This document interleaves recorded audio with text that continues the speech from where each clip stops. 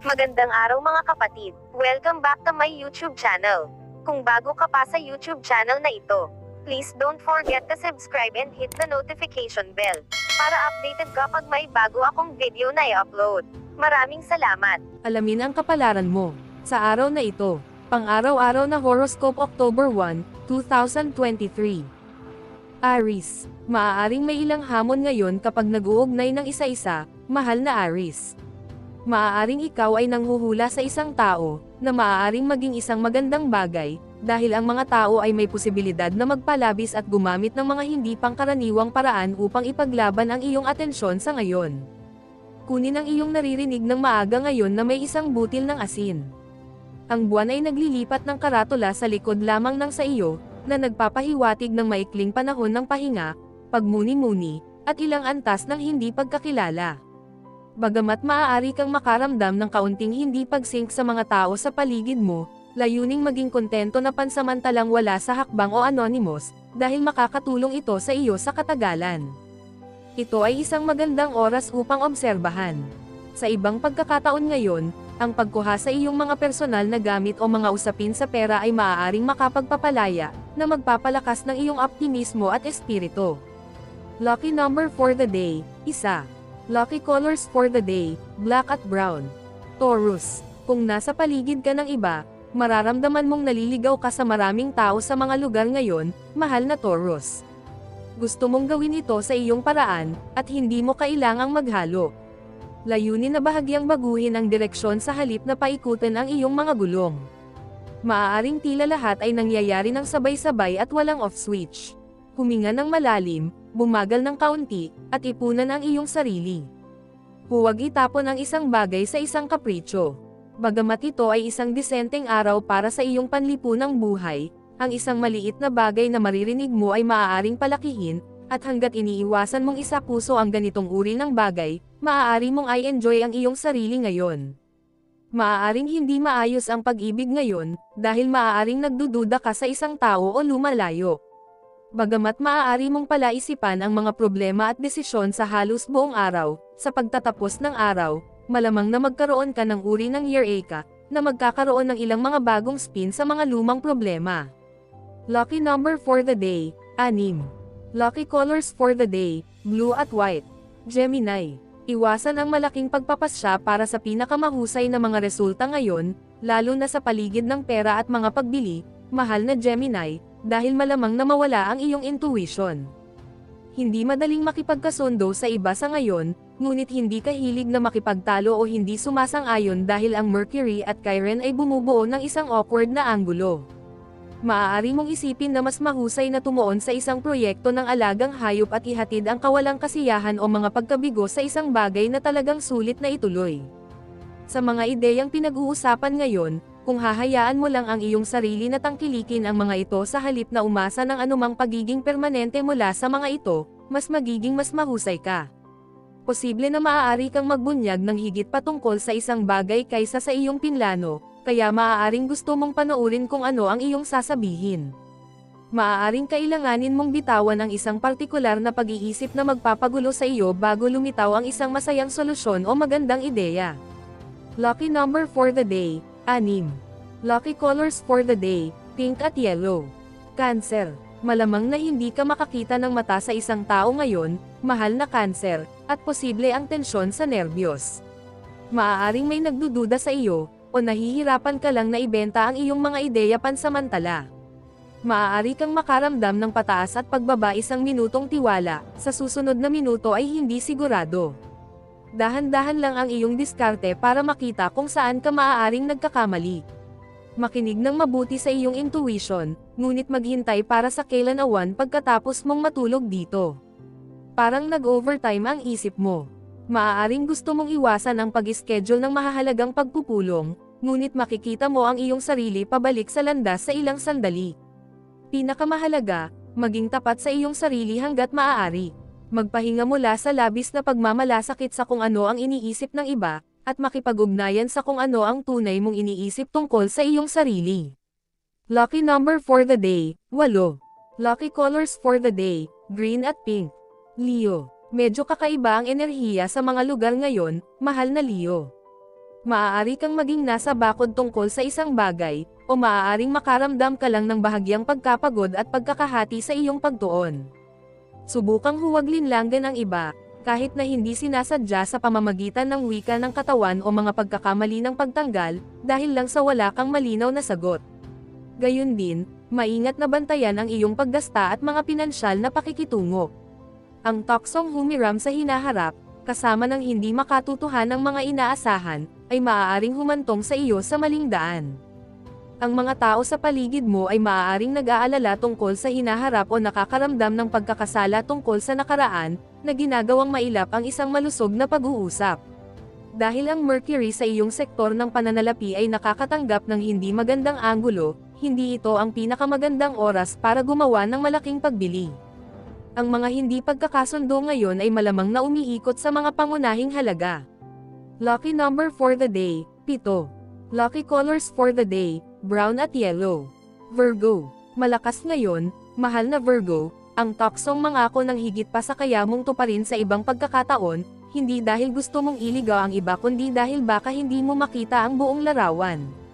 Maaaring kailanganin mo ring malampasan ang ilang mga hadlang at gumawa ng ilang mga pagpipino bago gumawa ng isang matatag na conclusion. Huwag bawasan ang kapangyarihan ng iyong saloobin patungo sa iyong halaga at halaga sa pag-akit ng gusto at kailangan mo. Bagamat maaaring dalhin ka sa ngayon sa ilang mga paraan, nagdududa ka rin sa iyong sarili, at malamang na kailangan mong matulog sa iyong mga ideya bago magkaroon ng kumpiyansa.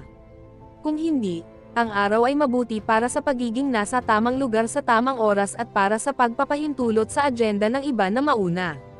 Nangangahulugan ito na makakakuha ka ng maikling pahinga mula sa palaging pagiging pinuno at palakasin ang ibang tao sa proseso. Lucky number for the day, 2. Lucky colors for the day, black at red. Libra. Bagamat sa pangkalahatan ay malakas ang pagtutulungan at pakikipagkaibigan ngayon, maaaring may kaunting kalituhan o pag-aalinlangan, mahal na Libra. Kung sa tingin mo ay hindi mapakali at hindi mo alam kung bakit, tingnan kung masyado ka nang nakaranas. Subukang huwag mawala ang iyong ulo sa isang bagay na iyong naririnig, pinaghihinalaan, o naiisip. Mataas ang iyong emosyon ngayon, at ang iyong imahinasyon ay maaari ding maging sobrang aktibo. Sa iyong pagmamaneho para magawa ang mga bagay-bagay, kung minsan ay maaari kang umasa ng labis sa iyong sarili. Iwasan ang hindi kinakailangang stress, na masyadong available, sa medyo awkward na mga transit ngayon. Habang binitawan mo at binubuksan ang iyong isipan, ang iyong pag-iisip ay nauuna sa oras nito, at mayroon kang pagkakataong huminga ng bagong buhay sa mga lumang gawain at proyekto. Ito ay maaaring maging isang disenteng araw para sa pagdalo sa iba't ibang maliliit na gawain. Maliban sa hindi malinaw na mga alalahanin tungkol sa mga antas ng enerhiya, maaari kang maglagay ng dent sa iyong listahan ng gagawin. Lucky number for the day, 5. Lucky colors for the day, blue at yellow. Scorpio. Malamang na hindi totoo ang mga alingaw-ngaw ngayon, mahal na Scorpio, dahil maraming pag-uusapan tungkol sa wala. Ang isang halos matagumpay na kaganapan ay maaaring magdulot sa iyo ng panghihina ng loob. Maaaring hindi mo palaging nararamdaman na nakikisabay ka sa mga nasa paligid mo. Gayunpaman, ikaw ay pala kaibigan, at kung sumabay ka lang sa agos sa halip na mag-alala ng labis tungkol sa mga detalye, dapat ay maayos ka. I-save ang mahalagang paggawa ng desisyon para sa isa pang araw. Bagamat maaaring magkaroon ng ilang drama sa iyong buhay panlipunan ngayon, pinakamainam na huwag magmadali sa conclusion o pukawin ang pot tungkol sa isang bagay na hindi mo pa alam. Masarap ang pakiramdam mo tungkol sa pagpapalakas ng ibang tao, gumaganap ng isang pansuporta, pakikinig na papel, ngunit maging maingat ng kaunti sa iyong naririnig ngayon, dahil malamang na hindi ito masyadong layunin. Kung hindi, ang araw ay mabuti para sa mga aktibidad sa libangan, at malikhaing gawain. Lucky number for the day, 2. Lucky colors for the day, violet at white. Sagittarius. Maaaring hindi ito ang pinakamainam na oras upang mahawakan ang iyong puso, mahal na Sagittarius. Malakas ngayon ang tendensyang magbunyag ng sobra sa iyong mga plano o magsabi ng maling bagay, at ang kapaligiran ay hinog na para sa hindi pagkakaunawaan ngayon. Pinakamainam na iwasan ang pag-ipit ng isang bagay. Hindi ito ang araw para sa mga tiyak na sagot ngunit sa halip para sa pagpapalitan ng impormasyon at tangkilikin ang daloy sa halip na mamuhunan sa aktwal na kinalabasan. Bagamat maaari kang maipit sa isang partikular na pag-iisip, partikular na tungkol sa mga usapin sa karera o reputasyon, nagbabago ang iyong pag-iisip kapag binitawan mo na ang pagkahumaling sa mga isyong wala kang kontrol. Ito ay isang magandang oras upang manatili malapit sa bahay o ang sinubukan at totoo. Ang pagiging pamilyar ay ang pinaka-nakalulugod sa iyo ngayon. Lucky number for the day, 8. Lucky colors for the day, violet at red. Capricorn. Ito ay hindi magandang araw para magbusina o mangako ng higit sa kaya mong ibigay, mahal na Capricorn, dahil mas malamang na magduda ang mga tao sa kanilang naririnig. Para sa pinakamahusay na mga resulta, iwasang mahuli sa mga simantika, at ayusin ang iyong tono kung may nakakainis sa iyo. Tandaan na kailangan ng dalawa para magtalo, at kung ang isang tao ay magbago ng kanilang tono, ang isa ay maaaring sumunod. Bakit hindi maging isa na panatilihin ang kapayapaan at patnubayan ang mga pag-uusap patungo sa positibo? Ang mga bagong solusyon o tagumpay ay nasa abot tanaw, ngunit una, dapat kang lumayo sa isang matibay, negatibo, o obsessive na linya ng pag-iisip. Ang pag-aalinlangan sa ngayon ay dapat asahan. Maaaring wala ka ng lahat ng kinakailangang impormasyon. Lucky number for the day, 6. Lucky colors for the day, white at gray. Aquarius. Maaaring hindi ito ang pinakamagandang oras para magbahagi ng isang bagay na masyadong personal tungkol sa iyong sarili ngayon, mahal na Aquarius. Layunin na isave ang mga sensitibong pag-uusap para sa isa pang pagkakataon, dahil ang mga tao ay may posibilidad na magduda sa kanilang naririnig at nakikita pansamantala. Maaari na ngayong magkaroon ng kaunting kaguluhan ang mga transit sa iyong paghahanap para sa kalmado, dahil maaaring magkaroon ng maraming abala. Hindi ito oras para sa puro focus. Ang mga emosyonal na bagay ay maaaring makagambala sa lohikal na pag-iisip, at ang labis na pagsusuri sa mga damdamin ay maaari ring pumasok sa larawan. Sa pangkalahatan, may ilang kakulangan ng kailanawan pagdating sa mga katotohanan at detalye, pati na rin ang mga relasyon at pagmamahal. Habang umuusad ang araw, emosyonal, maaaring magkaroon ng banayad na pakiramdam ng pagsulong at paglaki, pati na rin ang maliliit at kaaya-ayang mga sorpresa. Lucky number for the day, 1. Lucky colors for the day, pink at red. Pisces. Posible ang mahinang relasyon ngayon, mahal na Pisces, dahil maaaring hindi buong kwento ang naririnig mo o may kulay na emosyonal na bias kaya mahirap malaman kung ano ang katotohanan. Ang isang tao ay maaaring ibalik ang nakaraan, at maaari itong maging hindi komportable ngayon. Gayunpaman, ang mga bukas na pag-uusap ay malamang na hindi mangyari, dahil ang pagtatanggol ay may posibilidad na mamuno. Malamang na mabilis itong sumabog, kaya subukang iwasan ang pag-asa sa isang bagay o masyadong mapagod. Hanggat tinatrato mo ang iyong naririnig bilang entertainment lamang, malamang na masisiyahan ka sa mas malinaw na pakiramdam sa iyong sariling mga damdamin sa buwan sa iyong tanda sa buong araw. Maaari mo ring masiyahan sa pag-update ng iyong mga kasanayan. Maaaring magkaroon ng mga karagdagang mapagkukunan upang tuklasin ang mga bagay na gusto mo at kinagigiliwan mo. Lucky number for the day, 8. Lucky colors for the day, gray at blue. Special shout out to the following. Special shout out kay Sir Mario Cesar. Thank you for watching, sir. Special shout out kay Ma'am Zenaida Saplio. Thank you for watching, Ma'am.